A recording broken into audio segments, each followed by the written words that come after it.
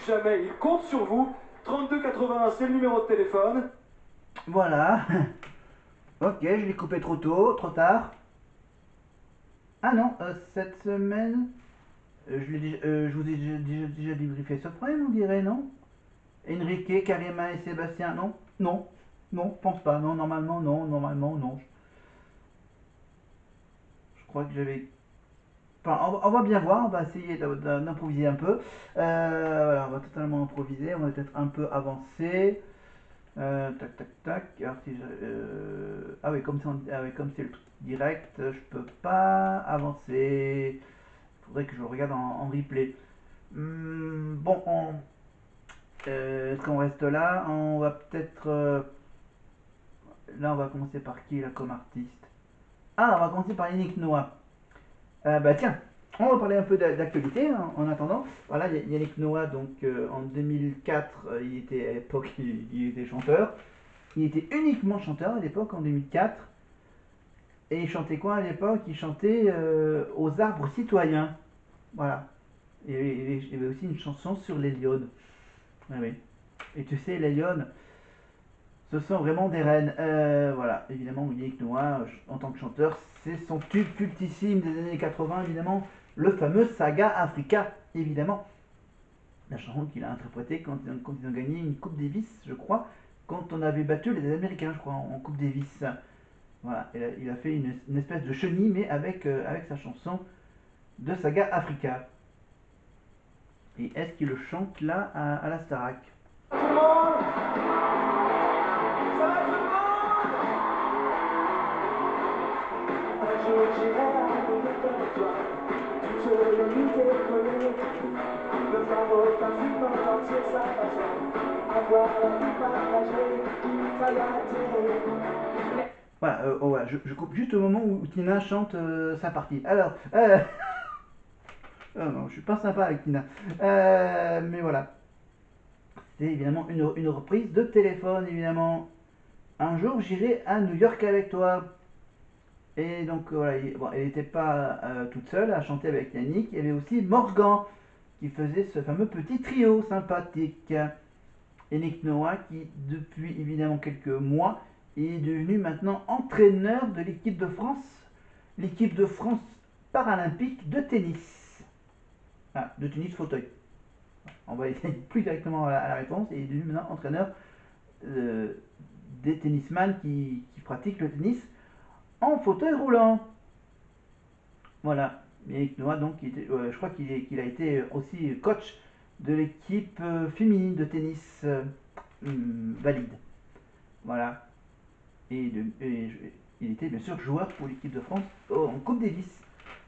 Yannick Noah, qu'on l'a aperçu dernièrement dans les tribunes de Bercy, de l'Accor Arena, pour le fameux tournoi annuel de la fin de l'année à Paris, le, le tournoi de Paris, voilà, on va l'appeler comme ça, on va pas faire de pub pour les montres avec les montres très très très voilà.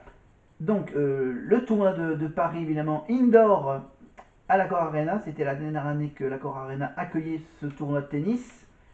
Et l'année prochaine, bien sûr, ils changeront de salle pour aller dans une salle un peu plus grande et apparemment un peu plus adaptée au tennis.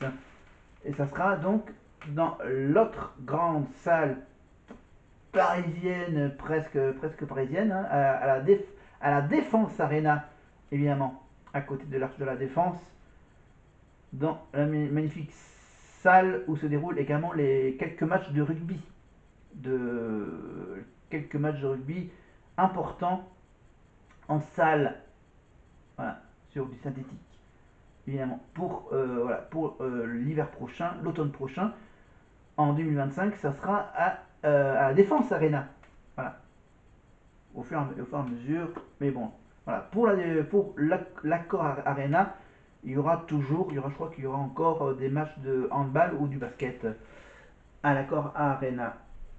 Alors qu'apparemment pour le tennis, c'est pas trop adapté. Et en plus, si vous avez vu les images cette année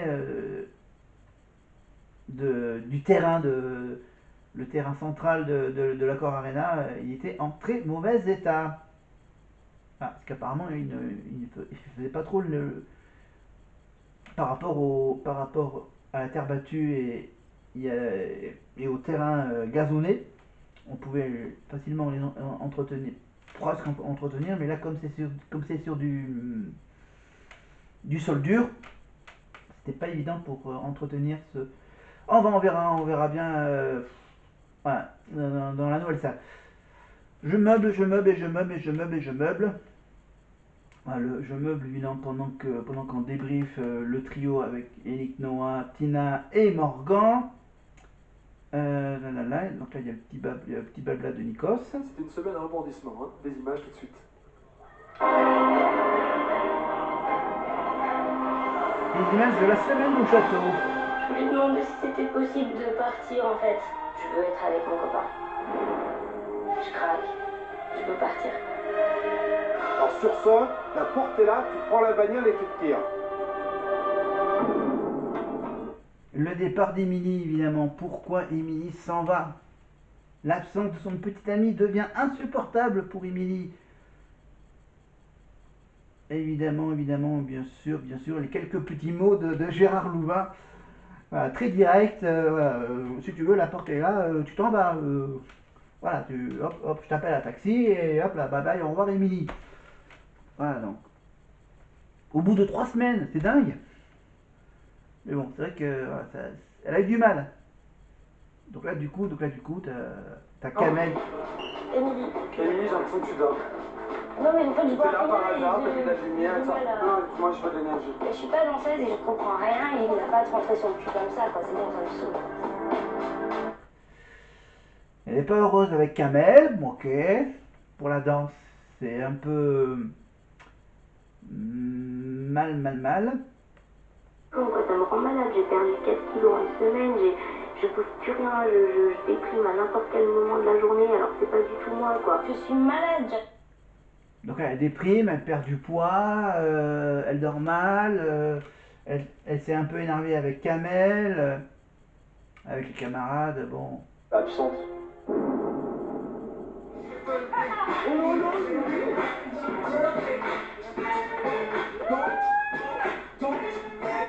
Elle a quand même eu la chance de fêter son anniversaire au château. Voilà, ils ont fait la fête dans la grande salle de danse. Voilà, et voilà, un petit gâteau, elle a soufflé les bougies, elle a dansé avec Karima. Voilà, je crois apparemment elle a essayé de danser là sur les images qu'on voit. Elle a été prise dans les bras de tous les garçons presque. Et ouais, aussi Gérard. Je vais pas y aller par 4 chemins, tu connais l'histoire des avertissements, je t'en mets 2, je t'en mets pas un, je t'en mets 2. Est-ce que tu te rends compte au moins? Oui, je sais, mais je veux vraiment partir quoi. Bah si tu veux partir, la porte est là, non? Si tu veux partir, tu pars. Je peux pas te dire mieux. Voilà, Louvain, de la consternation à la colère. Émilie quitte le château. Réussir, ça se bat pas pour partir. En plus, que tu sois content de partir, je trouve que c'est une honte. C'est clair? Alors sur ce, la porte est là, tu prends la bagnole et tu te tires. Mais bravo, chapeau. Voilà, il s'énerve devant tous les camarades qui la soutiennent apparemment. Voilà, il a eu droit à un petit bouquet de fleurs, un petit au revoir.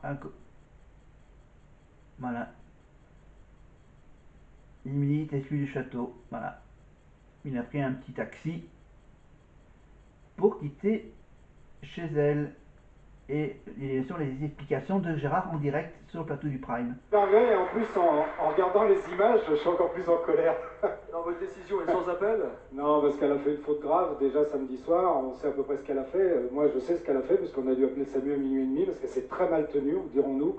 Et puis en plus, quand je vois ça, qu'il y a des milliers de jeunes qui voudraient avoir sa place, et partir au bout de 15 jours, dire qu'elle est fatiguée, j'en regrette rien du tout, mais alors rien du tout. Bon alors, après le départ d'Émilie, c'est vrai qu'il y a eu un petit passage à vide au château, mais les garçons ont vite retrouvé le moral et le sourire. Surtout vous, Mathieu, vous êtes adepte de la musique traditionnelle brésilienne. Moi je suis très fan et il y avait 3 beaux exemples de chanteuses brésiliennes avec nous. C'était très perturbant. Je sais Carmel aussi était très... Vous avez reçu de la visite de mes cousines brésiliennes du groupe Terio, ça vous a plu? Énormément. Oui. Vous parlez un peu brésilien? Très beau. Bon, ça s'est passé très bien en tous les cas. On connaissait les triplettes de Belleville. Voici désormais les triplets de Rio. Elles s'appellent Thaïsa, Taïna et Tayana. Elles forment le groupe Rio. Vous allez chanter leur tube tout l'été. Sandy et Francesca les accompagnent. Nos élèves sont prédisposés à donner le meilleur d'elles-mêmes. Les prestations ne comptent pas. Mais enfin, ça compte un peu parce que ça s'appelle la tétine, la chupeta. Vous me dites chupeta? Allez, musique, allez les filles, ondulez votre corps, donnez la meilleure. Allez, c'est quoi Évidemment, les fameuses danses de l'été, évidemment. À l'époque, on faisait des danses avec la lambada, avec plein de chansons comme ça, évidemment. Et là, en 2004, il y a 20 ans, c'était la Chupeta avec Terrio. Évidemment, avec une chorégraphie.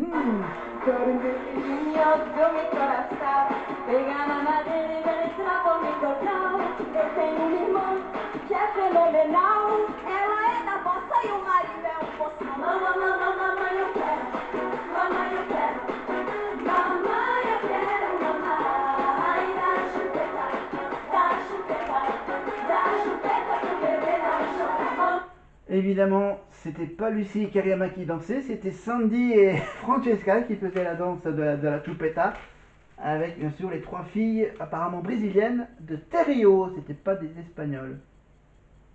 Voilà, c'était donc des Brésiliennes qui chantaient en portugais. Voilà. C'était apparemment un bon tube hein, il y a 20 ans. Hein. Voilà.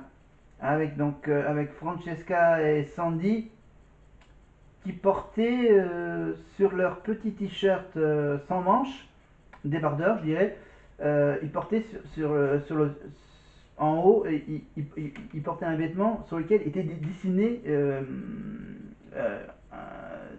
des cerises. Voilà. Et tu avais les trois filles donc, de ce trio Chupeta qui étaient habillées tout en noir. Voilà. Il y avait les deux filles, donc Sandy et Francesca, qui étaient habillées le haut et le bas en blanc. Et voilà, avec bien sûr des magnifiques petites chaussettes rouges.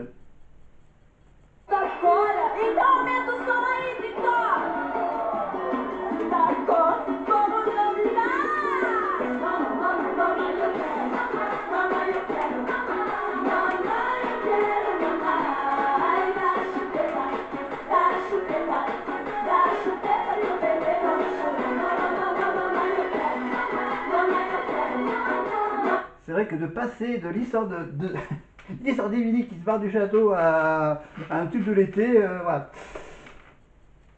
C'était là une programmation un peu spéciale à la Starac. Voilà. Et là du coup à la fin de la chanson, t'as tous les autres qui viennent rejoindre le trio. Et apparemment, ah non c'est que les garçons, on dirait Mathieu. Ah non si il y avait un peu les filles à côté là qui rejoignent la troupe de danse là avec les brésiliennes.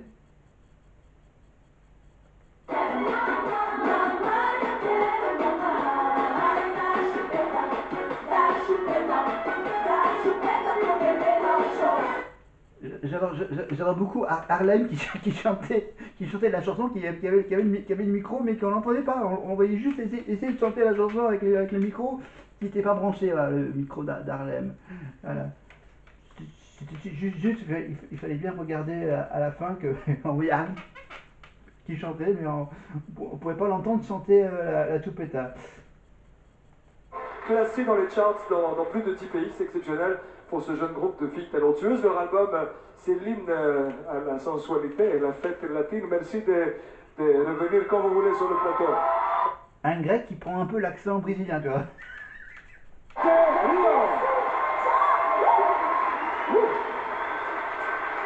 Vous pourrez retrouver, pour la petite info, les académiciens. Ils chanteront peut-être la Chupeta mercredi 29 septembre. Voilà, et hop, une petite pub pour une prestation. S'il vous plaît. Un petit jingle. 3, 2, 1, on en direct. Vous êtes virés. Nico qui voulait un jingle avec l'orchestre, mais voilà, ils répondent pas à tes ordres, Nikos. C'est pas mal. Bon, à votre avis. Ah si, mais bon, il fallait le temps qu'il prépare le jingle, genre, ouais, mettez le jingle, ouais. Genre c'est lui le patron du Prime. Allez, vous êtes viré. Voilà. Un des moments de... Un petit moment de folie de Qui est Nikos. selon vous? Comme d'hab. Qui est numéro 2? Moi. D'accord, 2, vous avez bien noté, hein. Et qui est en bas du tableau? En bas du tableau, tout en bas, tout en bas. Ouais, tout en bas, au 5. Là, Nikos qui demande à Harlem, ouais, dis donc, c'est quoi, à ton avis, c'est quoi le top 3 de cette semaine là, des débats? Bah ouais, il y a Red, il y a lui, bah là tout de suite, on va tout de suite donner ce que pensent les profs, donc quel est le top 3 des profs, enfin le top 5, avec une sortie, la sortie de John dans le top 5. Sortie aussi de Radia qui poursuit sa pente descendante. Quelle surprise nous réserve alors le nouveau top 5?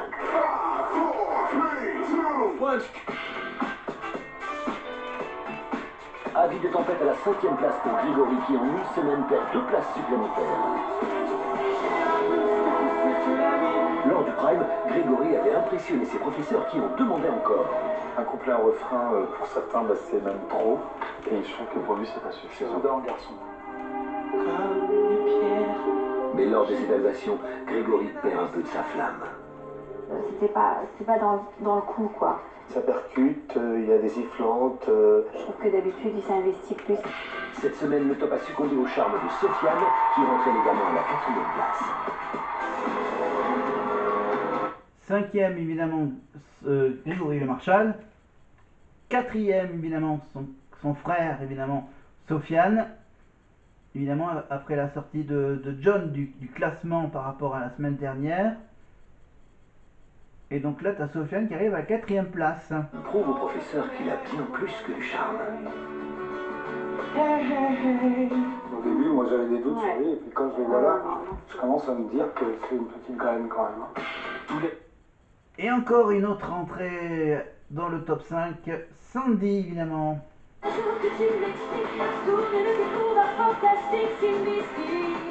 Son duo avec Laurie, bien sûr. Approprié la chanson, j'avais plus l'impression que c'était la chanson de Laurie, mais que c'était voilà, une chanson qu'elle aurait très bien pu interpréter elle-même. Pendant les évaluations, lorsque Sandy danse, c'est tout le jury qui rentre en transe. En danse, elle se précise. Elle a toujours bien dansé, elle bougeait bien, mais là, elle se recentre. Je trouve que Ça, c'est bien vu. Superbe décollage pour Lucie qui s'envole de la 5e à la 2e place du top. Ouh, une grosse progression de Lucie évidemment. De la 5e à la 2e place, plus 3 places de gagner grâce à sa prestation avec Véronique Sanson.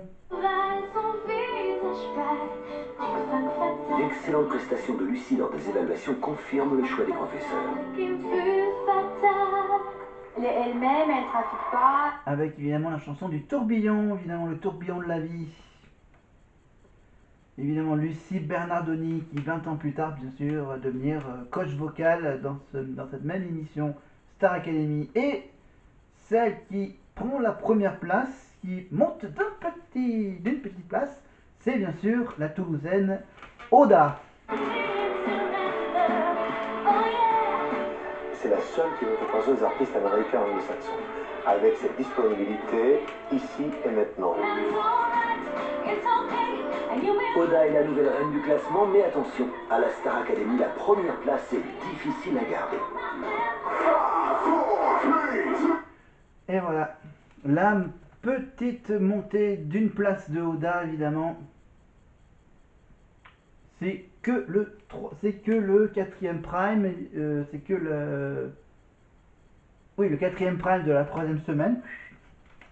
Voilà, après 3 semaines, donc voilà, donc Amy qui s'en va, t'as Oda qui prend la première place, Lucie qui monte de 3 places, les entrées de Sofiane, voilà, et donc là, les 2 premières du classement ont droit à un petit duo, toutes les deux. Voilà, on vous rappelle que c'est que le début de la saison 4, évidemment, qu'on revoit. On en est au tout début de l'aventure. Je rappelle bien sûr que, à la fin... c'est qu'à la fin, pardon, j'ai ouvert, le son, c'est évidemment à la fin, c'est Lucie et Greg qui vont en finale. Voilà, Mathieu qui va jusqu'en demi-finale et Oda qui va jusqu'en demi-finale face à Lucie. Et on retrouve donc maintenant Lucie et Oda, évidemment la Toulousaine et la Niçoise, pour un duo que je vous laisse deviner le titre. J'attends que Nikos ait fini de faire la présentation. Évidemment, Nikos n'a pas beaucoup changé hein, en 20 ans. Avec ses fiches à l'époque.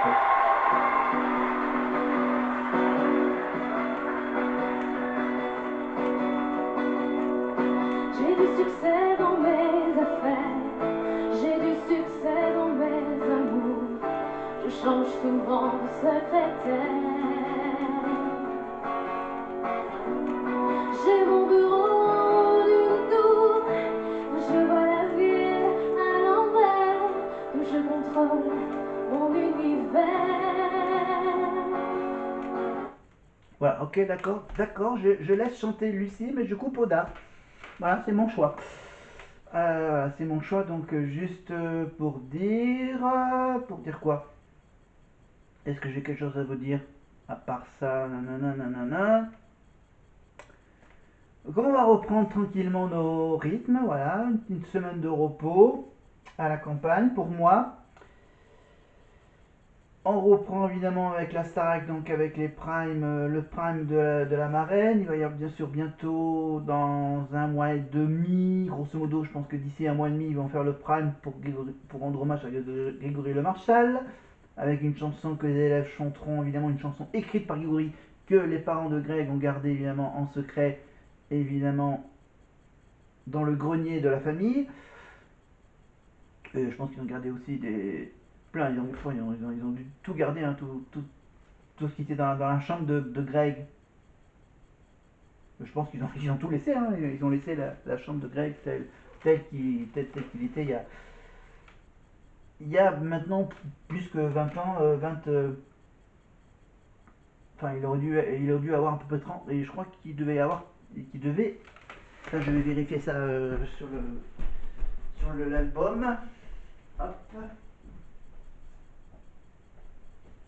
Voilà. Juste pour vous remontrer évidemment le petit bouquin souvenir de la Starac 4, évidemment l'album Star Academy 4 édition Michel Lafon, évidemment. Donc alors attends, à l'époque il y a 20 ans, il y a 20 ans, je cherche la page de Greg, la page de Greg. Alors lui c'est à 17 ans, donc 20, si on rajoute 20 ans, ça avait